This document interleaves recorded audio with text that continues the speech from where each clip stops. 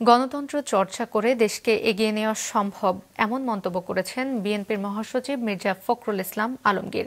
দিনাজপুর সরকারি কলেজের অর্থনীতি বিভাগের ৫০ বছর পূর্তি উপলক্ষে সুবর্ণ জয়ন্তী ও গুণীজন সম্মাননা উদযাপন উপলক্ষে একথা বলেন তিনি।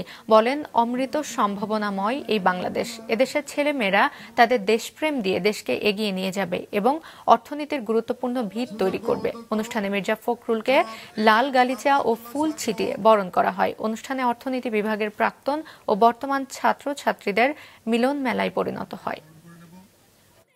গণতান্ত্রিক যুদ্ধে ছিলাম, আজকে সেই গণতান্ত্রিক যুদ্ধ শেষ হয়েছে, কিন্তু এখন পর্যন্ত আমরা সেই ঐক্যের যে যুদ্ধ, সকলে মিলে একসাথে দেশটাকে যে গঠন করব, তাকে নির্মাণ করব, তাকে একটা পথরেখা দেখাবো, আজকে এই বয়সে এসে আমার কাছে মনে হয় এই জায়গায় আমাদের ব্যর্থতা আছে।